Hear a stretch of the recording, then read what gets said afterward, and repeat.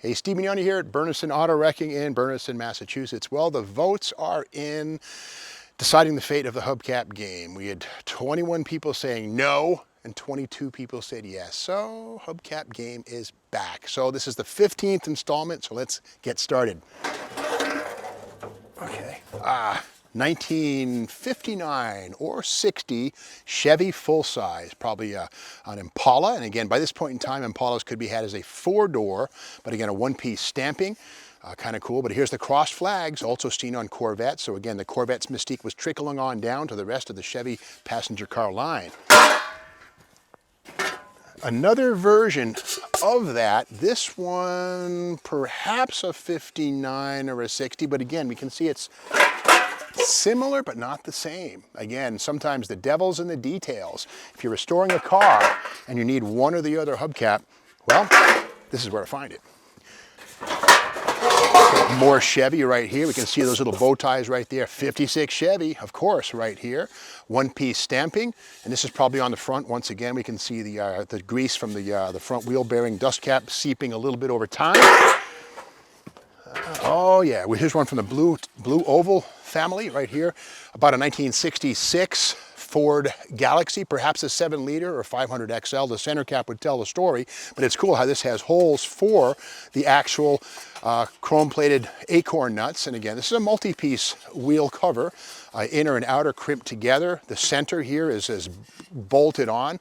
That's a die-cast piece, chrome-plated. But again, these later in the 1970s Ford pickup trucks had not a similar-looking plastic wheel to this. It wasn't the same by any stretch, but the same theme was revived in the late 1970s. But again, 1966 Ford full-size right there. Where's Ralph Nader when you don't need him? Chevy Corvair right here. This would have been a 13-inch wheel, probably seen on about a 1965, 6, or 7 Chevy Corvair, and that's the Chevy logo right there. Pretty cool piece. Again, one-piece stamping, but with highlights in black paint to give it a three-dimensional look, kind of like a mag wheel, but we know it's not. But Chevy Corvair. Of course, Corvair air-cooled flat 6 behind. Kind of a cool piece. Pontiac Motor Division, 1968 or so, full-sized Catalina, that sort of a thing. And again, this is an interesting piece because the center is a plastic ornament that is clipped in with a one-piece metal clip. Kind of a weird thing. It doesn't really have any negative offset. This stands proud of the wheel. Kind of an odd shape. These kind of made me look like they're falling off, kind of going down the road because they stick out. But these are usually seen on full-size Pontiacs, 1968 or so. Okay, Motor Trend's Car of the Year for 1977, the Chevy Caprice. And here it is, the wheel cover right here. One-piece stamping. And again, this is a stainless item, but again, with argent and black paint used to give it depth and the illusion of a magnesium or aluminum type webbed wheel. But again, 1979, or 77, full-size Chevy. Yes, the standard of the world, Cadillac. 2 Cadillac hubcaps. This one here, I'm going to say 1966. This one here, probably 1963. Similar, but not the same. Interesting to see how they both have the same clips holding the center logo in place.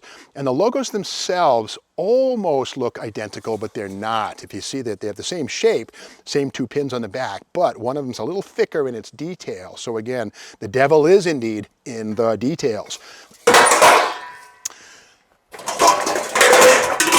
Okay, this is a bit of a fright from the mid-70s, the H car, the Chevy Monza, or the Buick Skyhawk seen here. And there's the Buick logo, but this is a plastic wheel cover masquerading as either aluminum or urethane. Now at this point in time, General Motors had the polycast wheels seen on certain Monte Carlos and of course Pontiac Trans Ams and others, which these would be a flexible rubber, but not here. This is injection molded styrene type plastic, durable stuff, I have to say, but the outer ring is stainless and it's crimped in place to give this a very convincing look of a well done magnesium wheel, but we know better. It's plastic. 13 inches. Oh, this is better. Okay, yeah, this is cool. I'm going to say either Dodge Lancer or probably a Mercury. No, Lancer, Royal Lancer. Yeah, Dodge Royal, 1957 or so. One-piece stainless item with a spinner that bolts on. You can see the 4 fasteners, and this one right here in pretty darn good shape. 14-inch wheel. Chrysler went to 14-inch wheels, I think, in 1957 or thereabouts, but this would be from a Dodge Royal Lancer.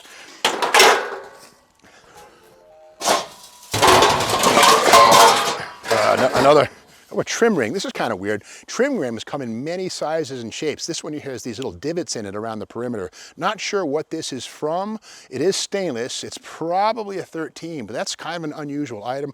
Don't know what that's from.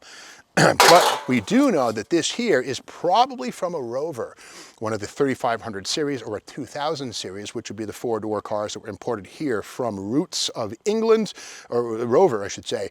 And the 3500s had the 3.5 liter Buick V8, the aluminum Olds Buick V8, but again, almost certainly Rover stuff, late 60s.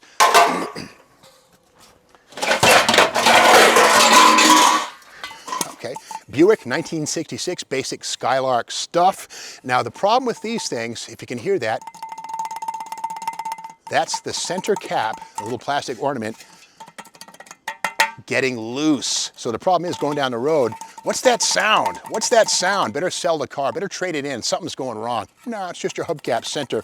The crimps on these things sometimes get loose, or the plastic chucks and loses thickness and starts to float and make noise. But again, 66 Buick Skylark basic full wheel cover.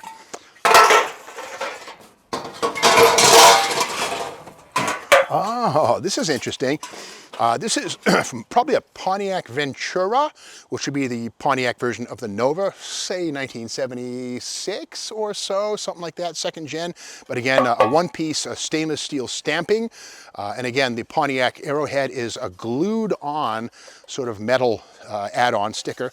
And again, a 14-incher, this thing here, with a sort of a satin brushed effect.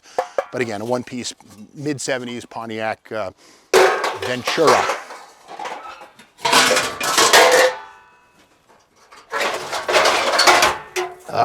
Yeah, these things. Okay, one look at the back of this tells us this is not a product of a Detroit car maker. This is like a Pep Boys cheap steel-based wire wheel simulation. And these things were kind of popular in the late 70s and into the 80s.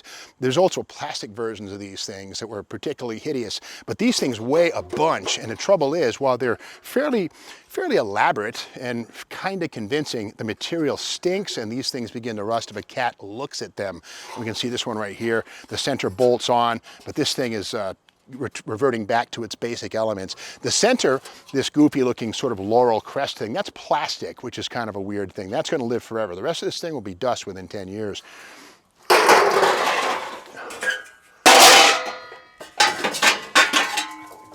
Okay, more Chevrolet Malibu, 1970. And these were classically seen on Chevy Malibu station wagons, 4-door family cars. And again, it's a one-piece stamping, including the center. It's interesting that this must have been multiple strikes. You know, in the world of coins, dimes, nickels, pennies, those things are struck, I think, 3 or 4 times to get the final details. This thing must have been struck several times to get these multiple steps and shapes in here, because one hit probably would not have done this unless it was one heck of a hit. And sometimes tearing is a problem. So this is a multiple strike, one-piece wheel cover seen again on 70 Chevy Malibus. And we'll get one more here. And what have we got? Yeah, speaking of Chevy Malibus, this here would be probably the downsized 1979 or 78, I should say, up Chevy Malibu, the G-body, A-body, call it what you will. And these things, again, are kind of weird because they stand proud of the wheel. To me, they always look like they were falling off, like this is coming undone. But this is supposed to be soft and straight like that. But again, the fake wire wheel effect. But again, 1978 up Chevy Malibu. Now, this being the 15th installment of the Hubcap game, well, we have to say that our friend Rudolph Diesel Face, we want to celebrate his 15th episode. And Rudolph, we have a special surprise for you. We're going to introduce you to your dad. I know you lost him a long time ago. This is the book about his history right here. And inside, we'll actually see Rudolph's dad right there. Isn't that sweet? Rudolph, this show is for you. And if you want to see more of the Hubcap game, well, you're in luck. All 22 of you said yes, 21 said no. Too bad for you. Just kidding. It'll grow on you, I swear, I promise. But anyway, come back tomorrow for more Junkyard Crawl. We'll be digging around here with cars at Bernardston Auto Wrecking. The Hubcap game, we'll do this like once a week, something like that. So stay tuned, we've got more to come. And if you like this program and this show, be sure to subscribe and ring the like button. And we'll see you again tomorrow.